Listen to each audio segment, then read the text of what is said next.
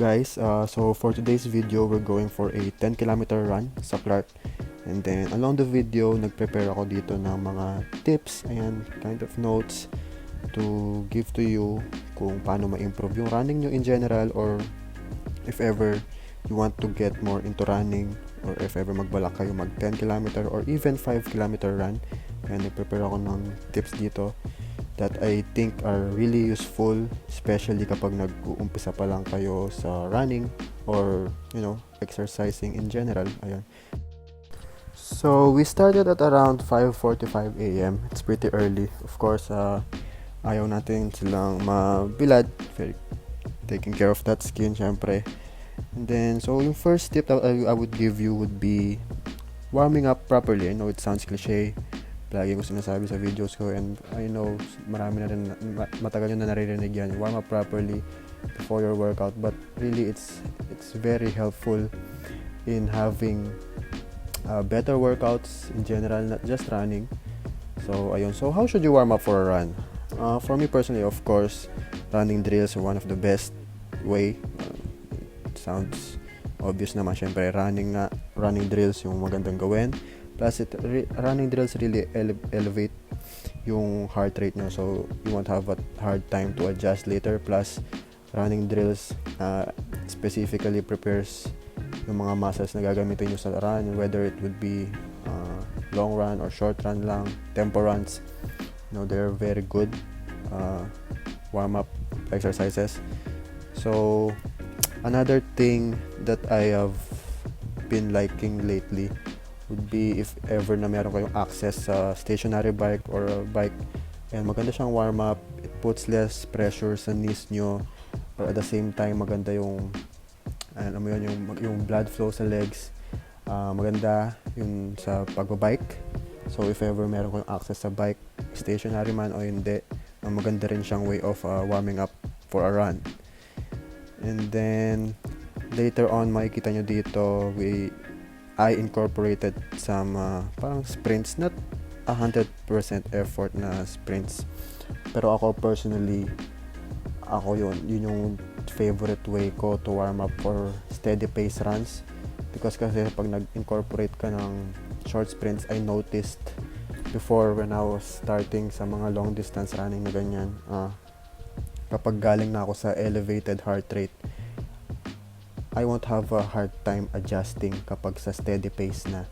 Okay, so from galing ka ng around 140 BPM, ganyan, you won't have a hard time na sa road run wherein we're just looking for that sustainable pace. So ayan, makikita nyo dyan. I think siguro mga ano lang yan. We did 4 sets of 30 yards. Just a pace where it's fast enough to really spike up the heart rate. Yun, nothing fancy.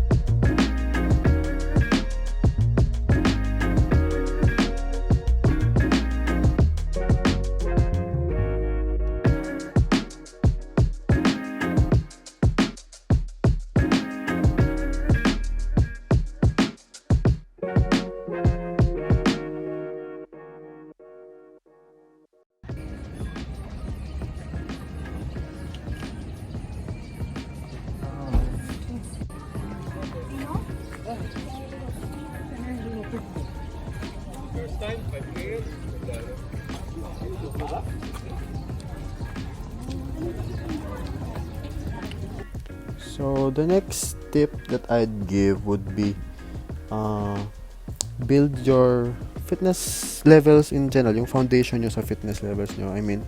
What I mean by that is, if you're really a beginner, yung parang you really just want to get fitter, ganyan, just have to kind of exercise regularly, consistently. You don't have to run naman agad like an hour a day. You could just walk 15 minutes daily. No, if ever na mahilig ka din mag-gym, that's okay, that's fine, that's a great way to. Kung if ever nag-gym ka tapos parang gusto mong mag-run, mag-start running, mas maganda kung syempre strengthen your legs. Then to prepare you for running. Okay, and then next one would be seek for guidance if ever meron kayong coach na kilala. Okay, I think this is very important in terms of having someone check your mechanics. I mean, running kasi is a technical sport then, so a lot of times you will hear from people na sumasakit yung tuhod nila, sumasakit yung knees nila when they run, so they don't run at all. So running isn't bad for your knees. Having bad mechanics will lead to painful knees. So if ever na meron kayong kilalang coach, or if ever it's not necessarily, syempre mas maganda kung running coach yung mga tanungan nyo, but if ever may kilala kayo, even if just a friend na medyo experienced sa fitness or sa running, pa-check nyo yung mechanics nyo, maghingi kayo ng tips kung paano ba yung proper landing, proper mechanics, so that you could avoid injuries, you could avoid unnecessary pain. So ayun. And then next one would be don't go too fast too soon, or don't go too much too soon. What I mean by this is don't be so intense, don't be so hard on yourself when you're just starting to get into running.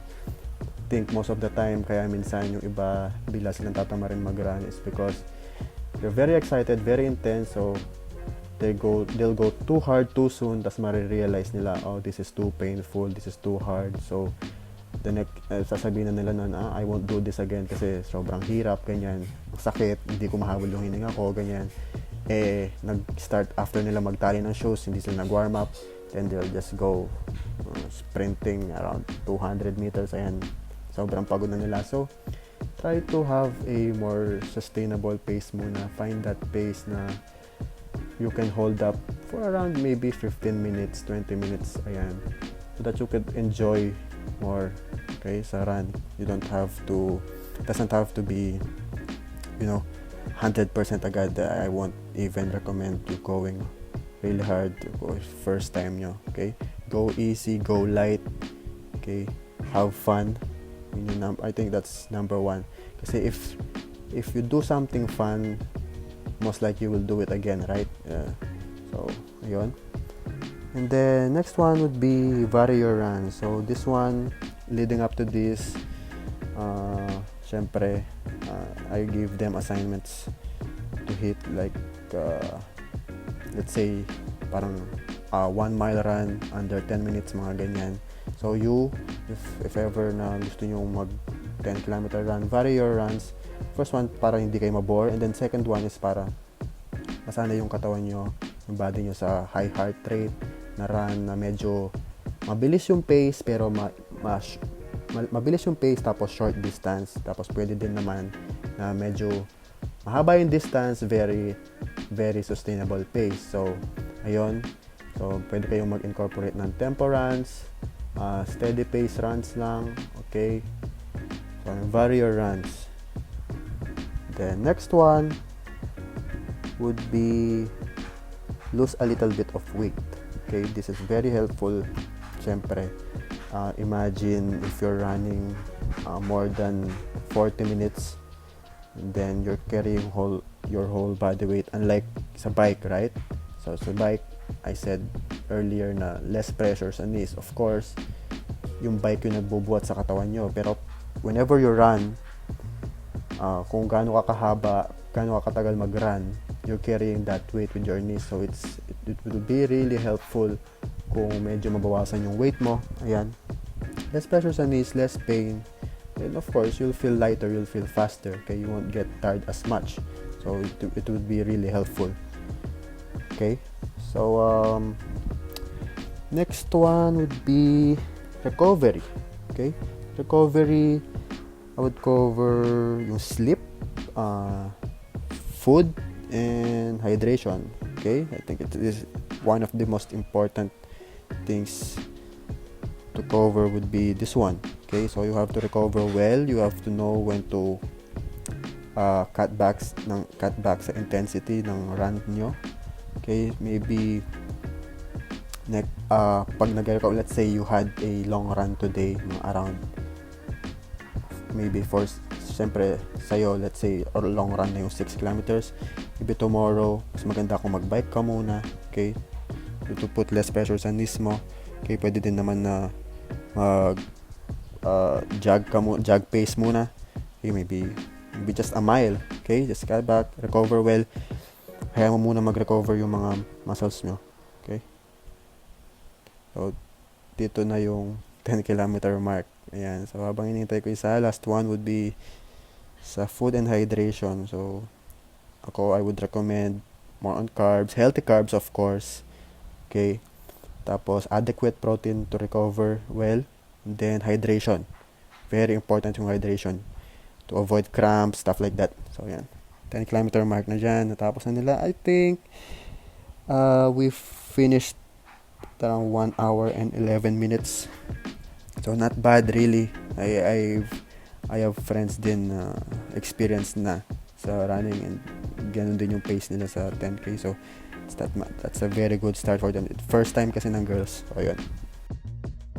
So hello guys, we just got done with the 10 km run. Ngayon bibigyan ko kayo ng tips exclusively for athletes kung paano nila pwedeng i-incorporate yung running. Kasi most of the time, pag may nakakausap akong athletes, medyo mali yung pag-i-incorporate nila ng run into their training regimen.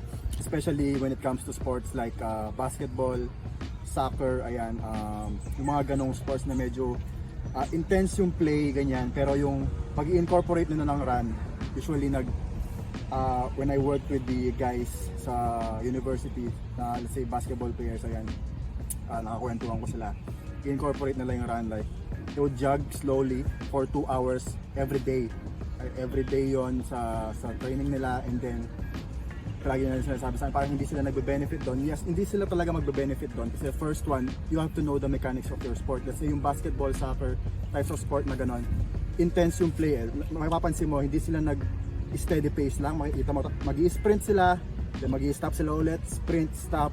So dapat kung mag-i-incorporate ka ng run, parang imimik mo yung sport mo. Let's say, instead of going 2 hours na slow jog, slow run, mas maganda kung mag-incorporate ka ng short sprints, 50-meter sprints, na may interval in between, instead of going 2 hours na nag-jog ka lang, no? Na ganong pace. You gotta mimic yung sport mo, okay, para mag-benefit ka, para pag nag-play ka na, nag-go into the field ka na sa actual sport mo, maramdaman mo yung benefit of yung running. And then second one, kung bakit ganun yung pag-i-incorporate ng run dapat sa basketball, football, soccer, rugby, is because yung dominant na muscle fibers nyo sa sport nyo is fast twitch muscle fibers. So when you do long distance running, steady pace running, yung dominant dyan is yung slow twitch muscle fibers. So mapapansin nyo yung let's say yung mga tumatakbo sa marathon, mapapansin nyo skinny guys sila, skinny kasi yung dominant sa nila yung slow twitch. Yung slow twitch muscle fibers kasi yun yung mga muscle fibers na hindi nag-grow as much as fast twitch. So pag naman pupunta ka sa mga sprinters, basketball guys, football guys, rugby guys, mapapansin mo yung build nila very muscular, ganyan, or lean pero meron muscle pa din, okay? Kasi yung dominant sa sport nila fast twitch muscle fibers. So yun yung kung paanong tip na kung gusto yung mag-incorporate ng running sa training regimen nyo. Okay, go for high intensity sprints. You can incorporate fartlek training styles. Okay, so ayun muna for today. I hope you got something sa video na to at saka sana na-enjoy nyo. And by the way guys, I always give credit where credit is due. So thank you nga pala sa batchmates ko, dalawang batchmates ko, si Dexter Zamora and Patrick Raquel. They are the two people na talagang nag-help sa running form ko at sa running economy ko back in college. So they helped me with my running form. Patrick especially when I was training for my rugby tryouts, and Dexter sa long distance styles of running. Siya naman yung nag-help sa akin. So yung mga ideas and knowledge pag Pag meron ako natutunan sa iba, I always share kung kanino ko sila na nakuha. So ayun, again, subscribe and like the video. Thank you.